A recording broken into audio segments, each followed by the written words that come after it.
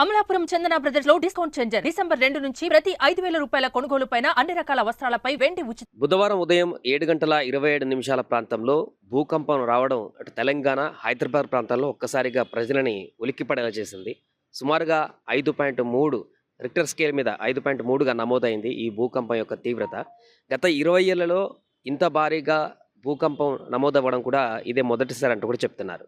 So ఈ భూకంప కేంద్రం ములుగు దగ్గరలోని మేడారం ప్రాంతం వద్ద భూకంప కేంద్రాన్ని గుర్తించారు. అక్కడ భూకంప కేంద్రాన్ని గుర్తిస్తే ఆ కేంద్రం నుంచి సుమారుగా 225 కిలోమీటర్ల డిస్టెన్స్ వరకు కూడా దీని ప్రకంపనలు అనేటివి కొనసాగడం జరిగింది. ముఖ్యంగా హైదరాబాద్లోని అబ్దుల్లాపూర్ మెట్ కానీ, బంజారా హిల్స్ దగ్గర కొన్ని ప్రాంతాలలో కానీ, మిగతా ప్రాంతాలలో భూమి కొన్ని సెకండ్ల పాటు కంపించడం జరిగింది.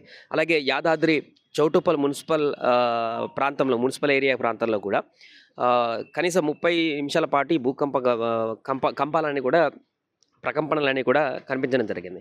అటు భద్రాద్రి కొత్తగూడెం జిల్లాలో కూడా ఈ భూకంపం ఎఫెక్ట్ అనేది కనిపించింది. అక్కడ కూడా కొన్ని ఏరియాలలో అక్కడ బయటకు వచ్చినటువంటి సీసీ కెమెరాలు కానీ, అక్కడ ఉన్నటువంటి విజువల్స్లో కానీ చూస్తే ఇంట్లలో వస్తువులు కదిలేటువంటి విజువల్స్, అదేవిధంగా సీసీ కెమెరా కదలాడేటువంటి విజువల్స్, అదేవిధంగా రోడ్డు మీద వాహనాలకు ఖచ్చితంగా భూకంపం తీవ్రత ఏ రకంగా ఉన్నట్టే దానికి అద్దం పట్టేటువంటి విధంగా విజువల్స్ చూస్తే అర్థమవుతుంది. దీంతో చాలామంది ఇళ్లలో నుంచి బయటకు పరుగులు తీసినటువంటి పరిస్థితి నెలకొంది.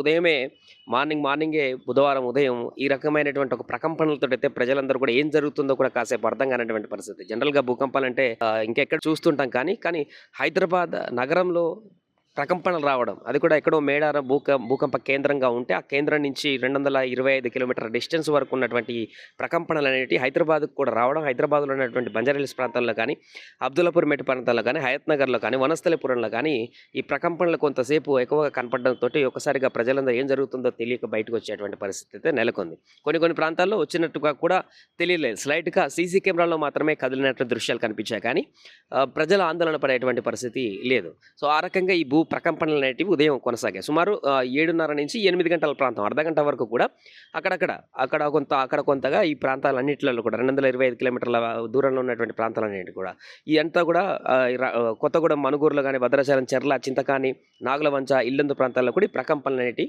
రావడం జరిగింది.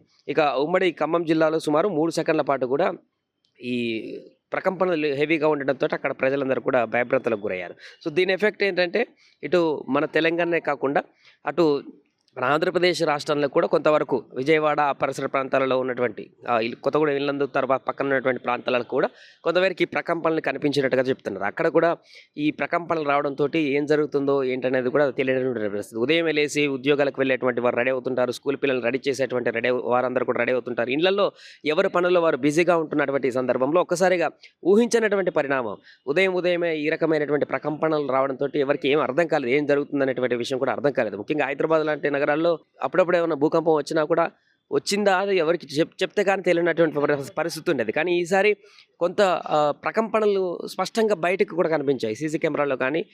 వారు చూస్తే వస్తువులు కూడా కదిలేటువంటి పరిస్థితి నెలకొంది. ఇంత భారీగా రావడం 20 సంవత్సరాలు ఇదే ఫస్ట్ టైం కూడా చెప్తున్నారు. రిక్టర్ స్కేల్ మీద 5.3 తీవ్రతగా నమోదవ్వడం జరిగింది ఇది.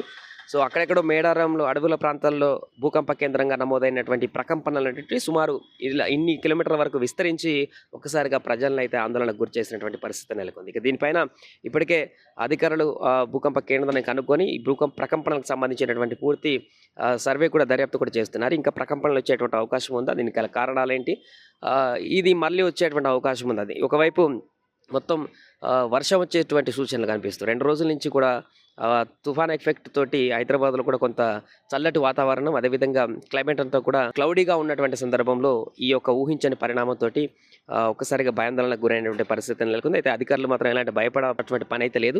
ప్రకంపనలు చిన్నగానే వచ్చాయి, దాంతో ఎలాంటి ఇబ్బంది లేదు, ఇంకా వచ్చేటువంటి అవకాశం ఉండకపోవచ్చు అనేటువంటి ఒక ఆశాభావాన్ని అయితే వ్యక్తం చేస్తున్నారు. ఏదేమైనా కూడా ఊహించని పరిణామంతో అయితే ఉదయమే ఆఫీసులకు వెళ్ళేటువంటి ఉద్యోగులు కానీ, స్కూళ్ళకు వెళ్ళేటువంటి స్కూల్ పిల్లలు రెడీ చేసేటువంటి తల్లిదండ్రులు కానీ, ఇళ్లలో పనులు చేసుకునేటువంటి వారందరూ కూడా ఒకసారిగా భయాందోళనకు గురయ్యారు. కొంతమంది ఇళ్లలో బయటకు వచ్చి కాలనీల వద్దకు వచ్చి కొంత భయాందోళనకు గురైనటువంటి పరిస్థితి మనకు కనిపించింది. కానీ ఎలాంటి నష్టం జరగలేదు, ఎలాంటి ఇబ్బంది జరగలేదు, ఎవరికి ఏం కాలేదు కాబట్టి అది కొంత ఆశాజనకమైనటువంటి అంశంగా చెప్పొచ్చు.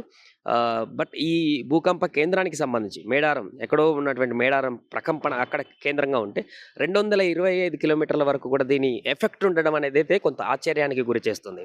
సో జనరల్గా సముద్రాల భూకంప కేంద్రాలు వస్తుంటే మనకు తీర ప్రాంతాలలో దీని ఎఫెక్ట్ ఎక్కువగా చూస్తుంటాం. అలాంటిది సెంటర్ పాయింట్గా తెలంగాణకు ఉన్నటువంటి అడవుల్లో మేడారం వద్ద ఉమ్మడి వరంగల్లో మేడారం వద్ద కూడా ఏర్పడినాయి.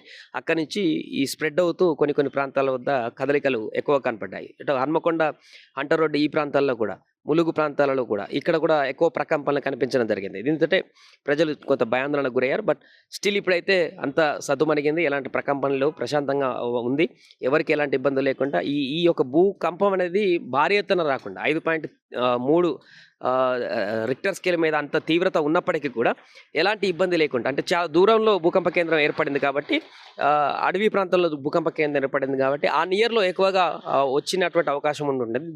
దూరం వెళ్ళిన కొద్దీ ఆ ప్రకంపనలు అనేది కొంతమేరకు తగ్గుతున్నాయి కాబట్టి, సో భారీగా బిల్డింగ్లు ఉన్నటువంటి ప్రాంతాల్లో, జనసాంద్రత ఎక్కువగా ఉన్నటువంటి ప్రాంతాలలో అయితే భారీగా ఇబ్బంది కలిగించేటువంటి పరిస్థితి నెలకొనలేదు. దీంతో అంతా ఊపిరి పీల్చుకున్నారు. బట్ మరలా వస్తుందా భూకంపం అనేటువంటి ఒక ఆందోళన అయితే ప్రజల్లో నెలకొంది. బట్ అధికారులు అయితే దీనికి సంబంధించినటువంటి భరోసా ఇస్తున్నారు. చూడాలి, భూకంప కేంద్రానికి సంబంధించిన ప్రస్తుత చర్చ అయితే కొనసాగుతున్న నేపథ్యంలో దీనికి సంబంధించి నిపుణులు ఏం సజెషన్ చేస్తారు, అధికారులు ఎలాంటి స్టేట్మెంట్లు ఇస్తారు, మరలా వచ్చేటువంటి అవకాశం ఉందా లేదా అనేటువంటి మాత్రం తెలియాల్సి ఉంది.